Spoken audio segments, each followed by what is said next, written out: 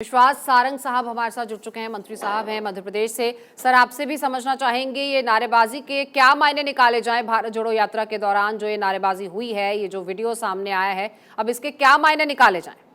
इससे स्पष्ट होता है ये भारत जोड़ो यात्रा नहीं, भारत तोड़ो यात्रा है। टुकड़े टुकड़े गैंग को इस हिंदुस्तान में सशक्त करने के मंसूबे से निकाली गई यात्रा है।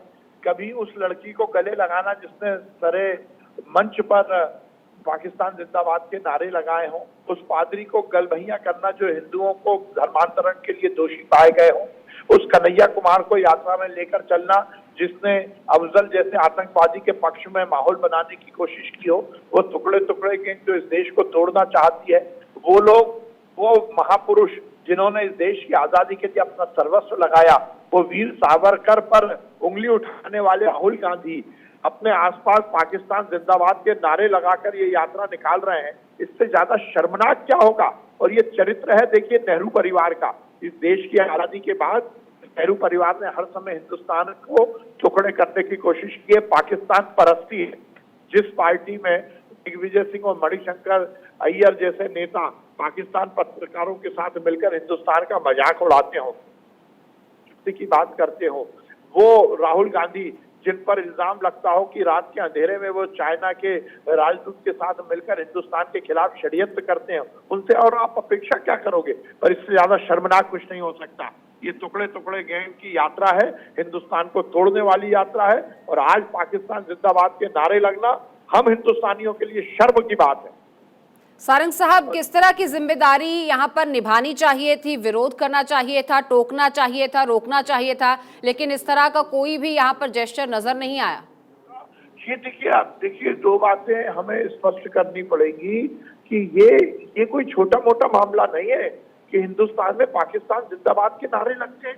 एक वो राजनीतिक दल जो ये बोलता है कि राहुल गांधी हमारे नेता हैं, उसके सामने, और वो राहुल गांधी जो संसद के सदस्य हैं, वो केरल से आते हैं, वो लोकसभा में है, उन्होंने लोकसभा के सदस्य के रूप में शपथ ली है इस देश की एकता अखंडता को कायम रखने, इस देश के संविधान के कर्तव्यों का निर्वहन करने की। वो राहुल गांधी के सामने इस तरह के नारे लगते हैं। देखिए, शर्मनाक है। और एक बात और देखिए, ये जिस प्रकार से प्लानिंग से निकाली गई यात्रा है, इसमें ऐसे कोई आके बीच में तो नारे नहीं लगाएगा। ये कांग्रेस का एजेंडा है इस देश में तथाकथित टुकड़े टुकड़े गैंग को इकट्ठा करना और तुष्टीकरण की राजनीति के माध्यम से अपनी राजनीति को चमकाने के मंसूबे से यह यात्रा निकाली जा रही है। और मुझे तो लगता है कि ये फंडिंग भी पाकिस्तान से हो रही है। निश्चित रूप से ये बहुत शर्मनाक है। बिल्कुल। सारंग साहब, ये भी आपसे समझना चाहेंगे कि क्या ऐसी पॉसिबिलिटी नहीं है कि कोई भी आकर इस तरह के नारेबाजी कर गया हो? हालांकि विरोध होना चाहिए था, कोई जेस्चर ऐसा दिखना चाहिए था, वो नहीं दिखा, लेकिन क्या ये बेनिफिट ऑफ डाउट दिया जा सकता है या नहीं? नहीं, पाकिस्तान जिंदाबाद के नारे लगेंगे, उसमें बेनिफिट ऑफ डाउट नहीं मिलेगा। सॉरी टू से जी, इस देश के आप तो कल बोल देंगे कि इस देश को तोड़ने की बात हो गई, उसमें बेनिफिट ऑफ डाउट दे दीजिए। आप जिम्मेदार हैं। आप बहुत बातें कर रहे हैं कि केरल से लेकर और कन्याकुमारी से लेकर कश्मीर जाऊंगा और तिरंगा लगाऊंगा। आप तिरंगा लेकर चल रहे हैं, आपको शर्म आनी चाहिए। आपकी यात्रा में ऐसे लोग आ रहे हैं, आपके बगल में खड़े होकर नारे लग रहे हैं, और नारे लगने के बाद क्या अभी तक राहुल गांधी ने यात्रा रोकी? क्या उनको ये जिम्मेदारी नहीं लेनी चाहिए? देखिए, ये बेनिफिट ऑफ डाउट देने का मामला नहीं है, ये देशद्रोह का मामला है। जी, सारंग साहब, बहुत शुक्रिया आपका बातचीत के लिए।